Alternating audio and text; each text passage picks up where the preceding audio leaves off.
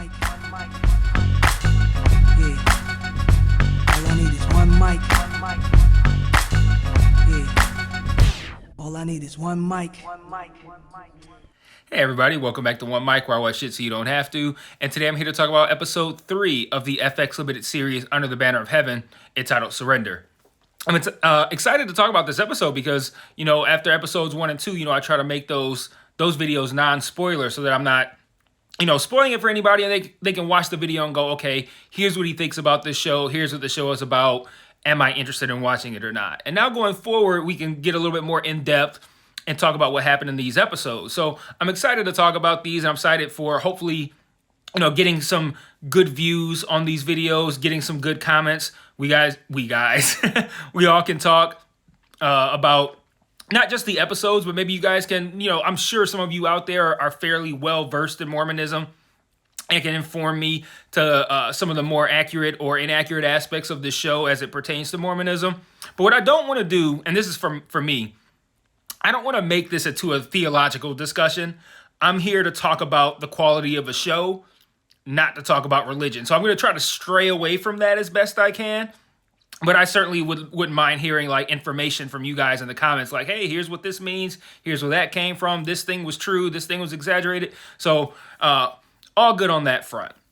I think Surrender is an apt title, for this episode, as it largely revolves around the idea of women needing to surrender their lives, their agency, their free will, essentially, and surrender these rights and surrender to men, to be, secondary and to follow their guidelines and their rules and to be subservient. So I think surrender is a pretty apt title for this episode. This episode also shows what can happen in, maybe not in the Mormon community, but at least in this specific Mormon community, aka maybe not even the community as a whole, but at the very least within the Lafferty family, which, as I'm learning, apparently a Mormon family can resemble a community in quantity, but in size. But also, shows what can happen if you bring someone into the fold who doesn't abide by these rules as well, that being Brenda, obviously. And then it also even brings the idea of Jeb and how maybe he's unwittingly kind of not pushing his wife in the direction, but he's kind of starting to exhibit step 1 in a 12-step process where he ends up as a Lafferty brother, like someone who thinks they're doing the right thing or is doing what they think is holy, and they're actually doing something terrible. But I think it's actually also worth discussing, because there are moments in this episode where I wonder this, particularly as it pertains to Dan, if the holy reasons that he gives for doing the things that he does are just excuses to just do things that are self-serving. And I think that's probably what's going on here, but the episode hasn't really given any evidence to push me in one direction or the other. It's just something that I'm kind of picking up on and wondering about myself. But I want to talk about this episode. I want to talk about some of the interesting things that I think we learn and what we could take away from it. And then I'll have a couple of thoughts at the end. So 4 minutes in, I typically don't, review. I typically don't really talk about the episode in chronological order, but it kind of works for this show and for this episode. So I'm going to start at the beginning, and this episode picks up where we left off at the end of episode 2. But, well, does it though? One of the minor gripes I have with this episode is, if I remember correctly, because I did not rewatch episode 2 since last week, did episode 2 or did it not end with Taba having his eye at a hole in a boarded up window that had a gun on the other side of it? So for me, I took away from this as a cliffhanger, did Taba just get shot in the face? And then now when Jeb arrives at the scene, Taba is somewhere far off behind what might have been an outhouse or something like that, and he's twisted his ankle, and it's okay, how do we get from point A to point B here? Was he about to get shot in the face or not? What happened with that? But essentially, we end up where we left off. Jeb arrives, and after, I'd say, maybe 20 minutes or so, 20 minutes of showtime, we spend 20 minutes at this scene, and it's fairly intense and interesting and compelling. What's going to happen with this showdown, with these people in this cabin.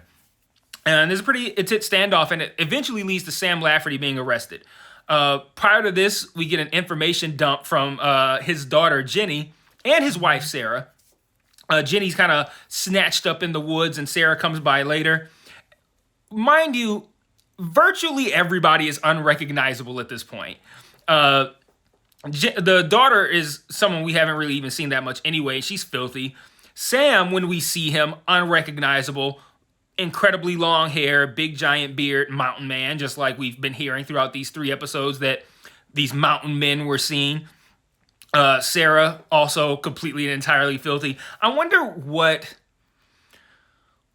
aspect of this direction, this path that these Lafferty seem to be taking has to result in the beards and the dirtiness. Like, is there there's the aspect of the blood atonement, which we're going to get to later, and all this extremist ritualistic ideas that this group has. But how does the appearance tie into that? Like, they can't do these same things and feel these same ways without taking a shower. I don't know, but they're filthy. Sam's wife Sarah, she talks about saints and sinners. She uses the term, I think it was wheat and tares. Yeah. And talks about separating the saints from the sinners. She talks about this blood atonement, where essentially the only way you can be cleansed of your skin, cleansed of your skin. I told you these motherfuckers is dirty. Cleansed of your sins by spilling your own blood, or having someone spill your blood being spilled. That's actually leads to, there's a moment in this conversation that I thought was a really good line, where I wrote it down, typed it out, where Sarah says that the laws are black and white, and that Brenda is an ugly shade of gray. I thought that was a very interesting way to describe Brenda, because it does really, really apply to Brenda, and we see it more throughout this episode. This idea of like, she has righteous goals, but from their perspective, all she's doing is being a disobedient woman. So it's like, when you have that gray of like, on one hand, she's trying to be righteous and holy, but on the other hand, she's disobeying laws that in their mind are like blood atonement level violations. So you mix that together, and it does make Brenda seem like an ugly shade of gray, which really is just a euphemism for she's in the wrong and needs to be addressed. We also have an interesting scene in this moment where we flash back to all of them in this temple. Excuse me. Where Sarah shows a visible disdain for, again, Brenda's insistence upon independence and having her own agency and whatnot. Kind of like a sign of things to come. Meanwhile, Jenny says her mom and dad are Sarah and Sam Lafferty. She says she was at Alan and Brenda's wedding. Let's see. Oh, she mentions a fort where she's seen military men go in and out of. Later in the police station, she tells this story of about Dan that happened after Alan and Brenda's wedding, where the father comes back. I forget the Lafferty father's name, but he comes back and he's pissed off about what we saw last week with Dan getting in trouble over not paying these taxes. And he takes off his belt and whips Dan's hands. He makes him put his hands on a rail. We don't see the actual whipping. We just see the aftermath, and we see people reacting to it. Dan seems completely unbothered by this for the most part. Ron comes up and stops it. Dan continues to look unbothered. And then, like, the father, like, says, like, okay, you want to be a man? And he squares up, looking like the fucking, like, Notre Dame logo and shit, like, with the fucking hands. Like, I'm like, man, this guy's ridiculous.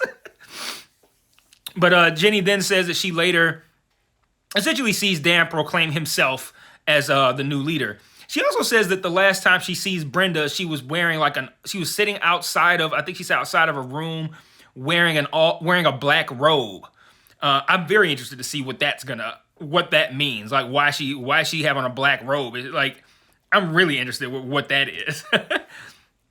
So Jeb initiates Sam's arrest by telling Taba the story of Hans Hill Massacre. Apparently, the Missouri governor put out an extermination order. I want to make sure I had that right because I watched with the captions, and it had a different word than what Jeb said. He said extermination, and I think the caption said execution. And I think that's an interesting distinction to make. Extermination has the connotations of rodents, of pests, something like that. Execution just sounds like a fancy word for a killing. But extermination has that perception of how you view the person that you're executing. And I think it's interesting that he said extermination, but the caption said execution. I wonder if it's, again, this kind of world we live in where we kind of like soften language a little bit. Is it if between whenever this episode was made and today when it was released, if somebody said, well, at least the people who can't hear are not going to, we're going to make sure they don't hear extermination. They're not going to hear it because they're deaf. We're going to make sure they don't know that he said extermination. And we're just going to put execution up there, even though that's not what he said. And it might even, if you're a deaf person, you're reading lips, maybe even extermination and execution might look close enough to one another that if you're looking at the subtitles, you might not even think it's a mistake. But I made a note to point that out. But he says that the governor issued this extermination. See, I almost want to say execution. Extermination order. And 3 days later, a bunch of militant motherfuckers rolled up on these Mormons in the field and killed them all, including these 3 boys at the end. And the idea of we can't take any shit from the government seems to be another theme of this episode and this show.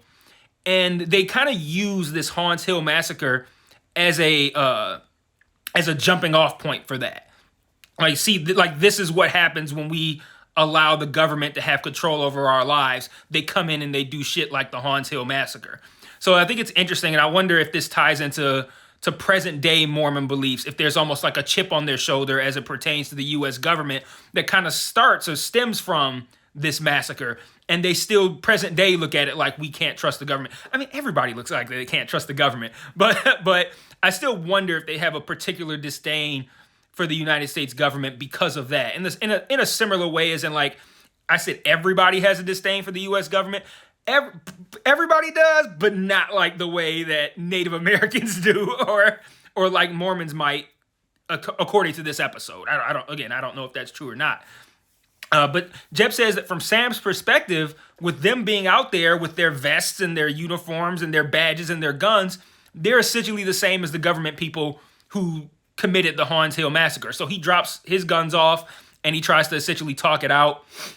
They hop up in there and they arrest Sam. Somebody hops out of a cabinet and takes off into the woods. I'm going to talk about that a little bit later.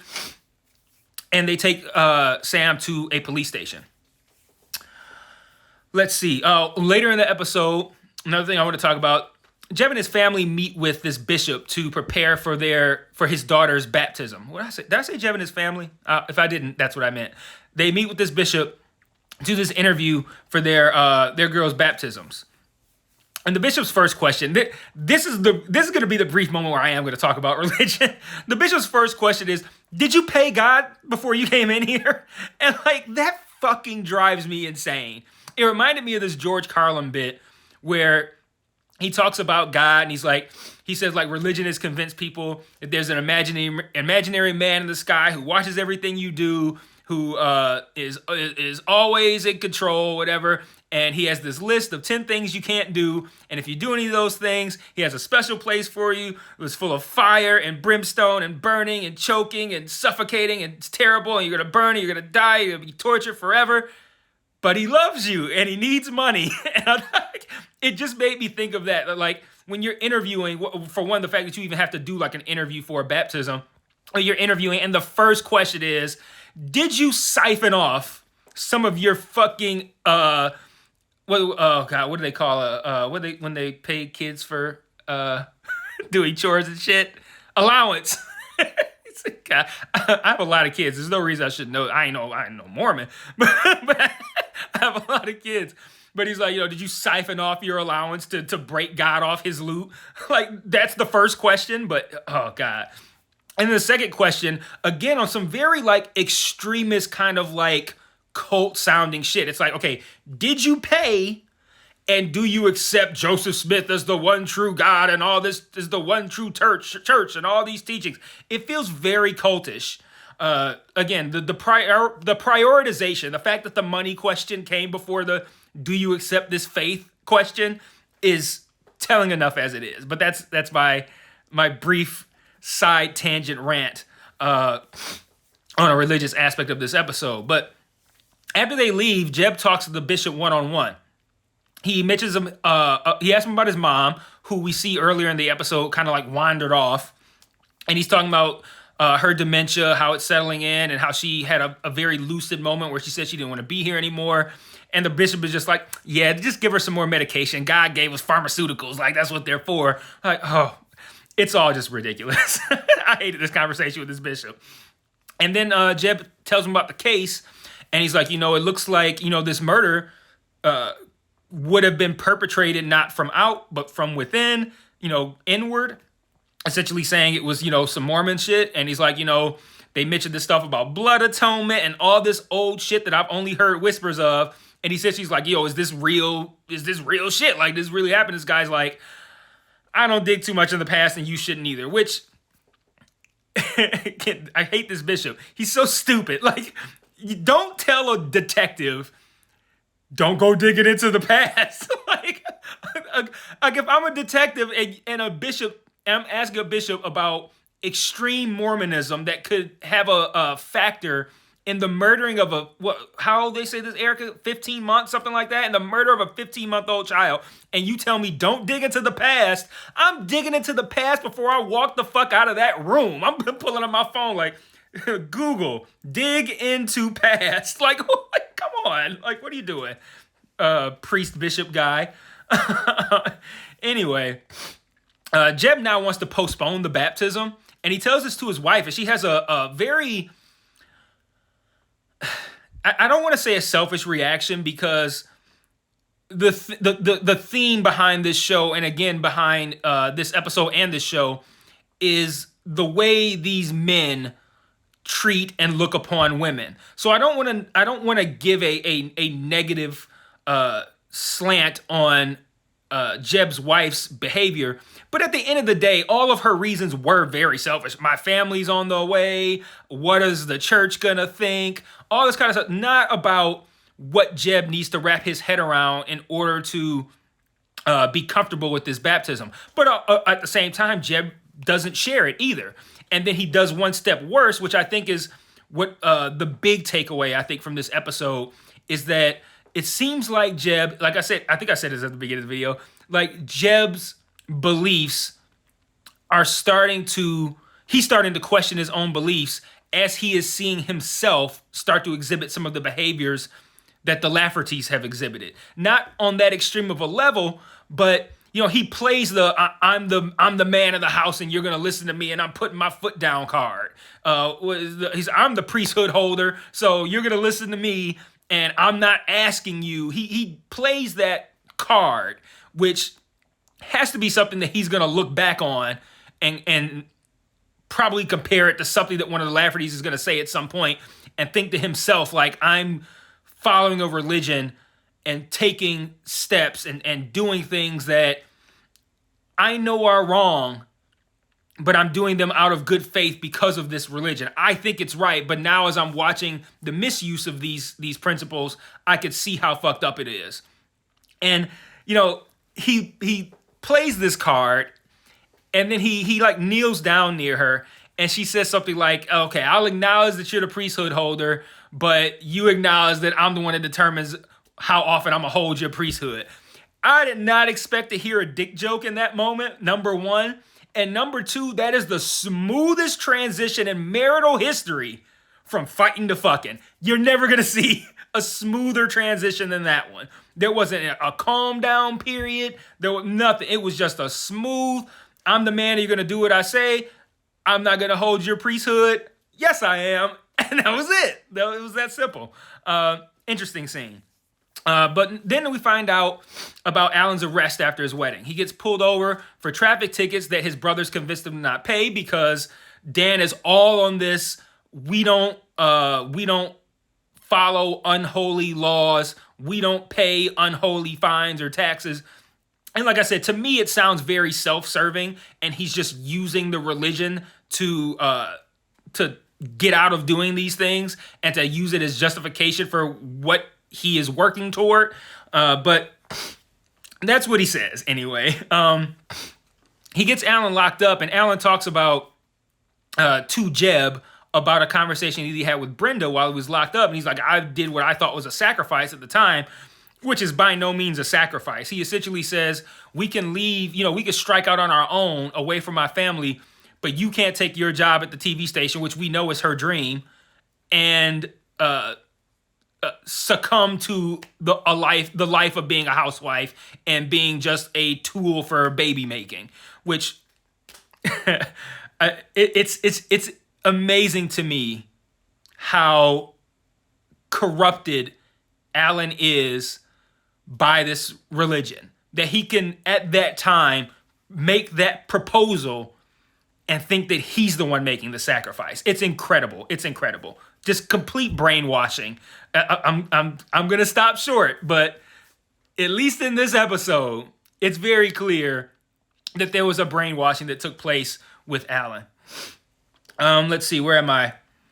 When I was mentioning that Dan is doing his whole spiel about, not paying these unholy fines and whatnot, he talks about running for sheriff because he could essentially rewrite the laws. Not rewrite the laws, but he can, kind of rewrite the laws, and he's going to make it essentially so that he ain't got to pay this shit that he don't want to pay. Like, again, he makes it sound like some holy endeavor, but it's really just a way to weasel his way out of having to pay the government these taxes and fines, which, for the record, I in principle, I kind of agree with certain aspects of this, but it's very clear that Dan is coming from the wrong place.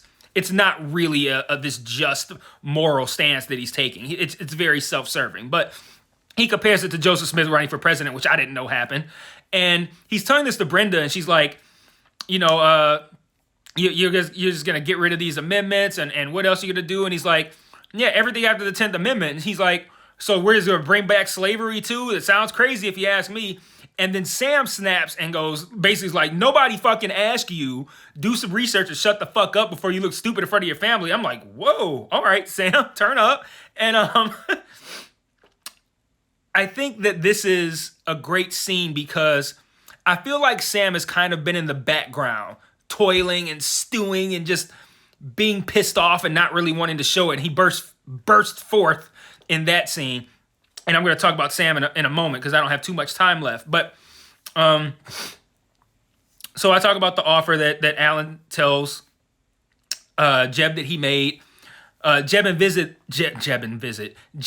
Taba visit Sam in present day, and he mentions a list, basically a list of what is it, tears or whatever, people who should be subjected to this blood atonement. And he mentions that Brenda and her daughter were on this list, and this is all but a confession, if you ask me. But I can't believe it's that simple. I mean, there's so many other things to take into account, including how we end the episode. But this is only a 7-episode season, and we're 3 episodes in. I can't sit here and believe that Sam is behind the murder of Brenda and her daughter because of everything that we've seen so far. There's way more to get us to that point, I believe. Let's see.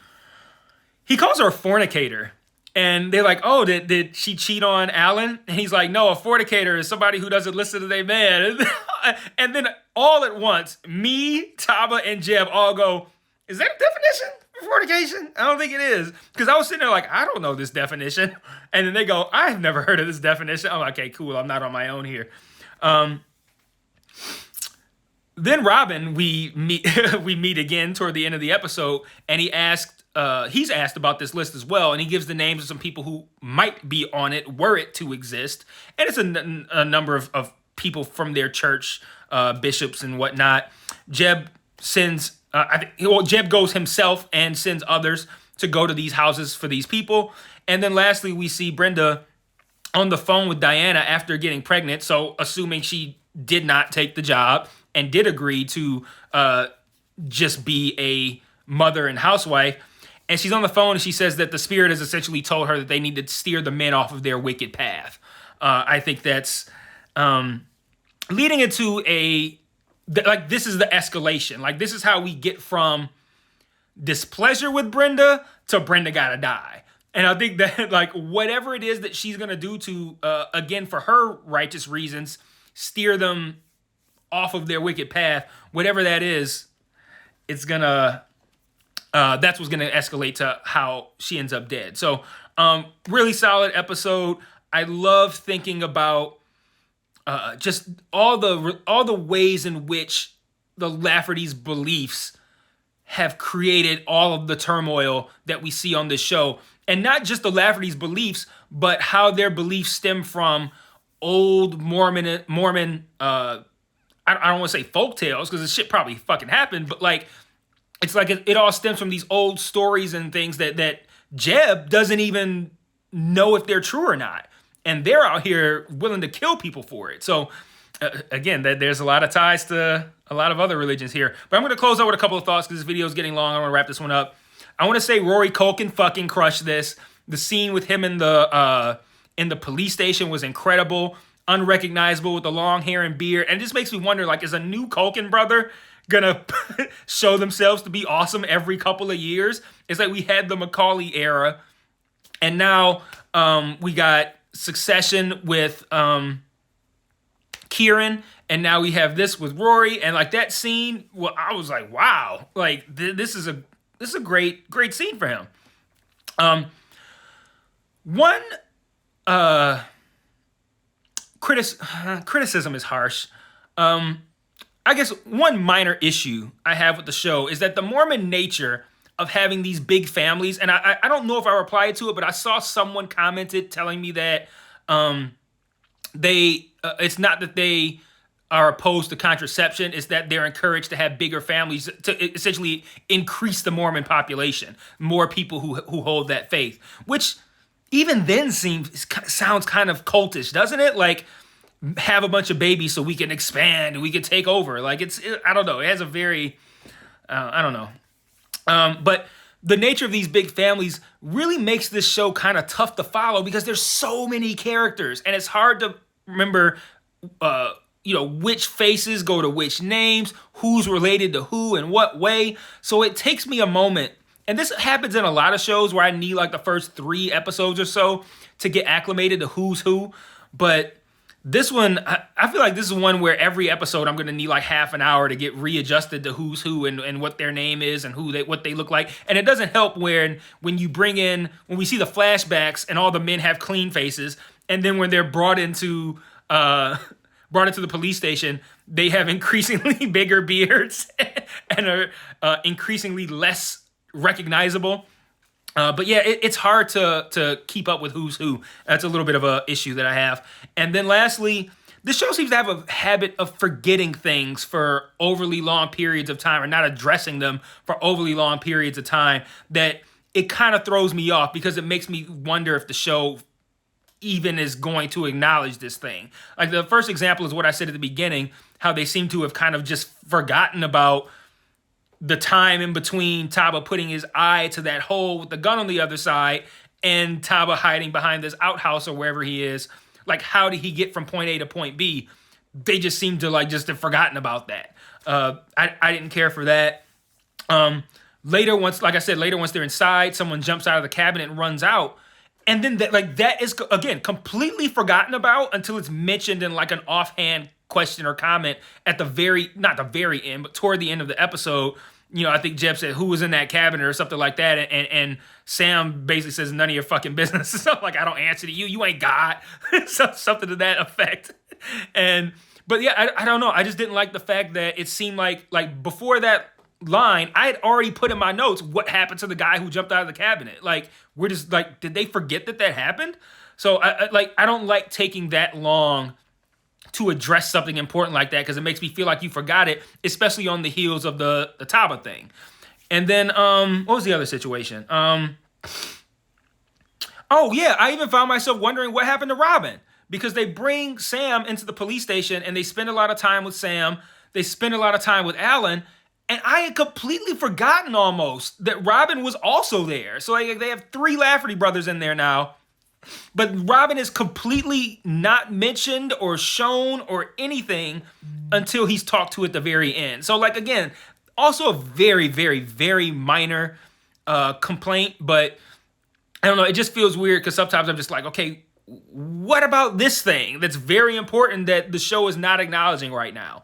And thankfully, those 2 things, the last 2 things, were addressed before the episode ended. But yeah, I hope that's something that they kind of tighten up a little bit. But yeah, I'm enjoying this. I feel like this is a show that can be even more rewarding if you guys are active in the comments. So let me know what you thought of the episode. Let me know what you thought of any of my thoughts or questions about Mormonism and how it ties into this show, how it ties into present day real life, any of that stuff. If you're a Mormon or former Mormon and you have information on this, feel free to drop it in the comments. I love reading it. I am going to get to replying at some point. It's one of those things I like to do once I get high, is to like sit here and like reply to YouTube comments and shit. It's weird, but I will see you guys next week for episode 4. Peace.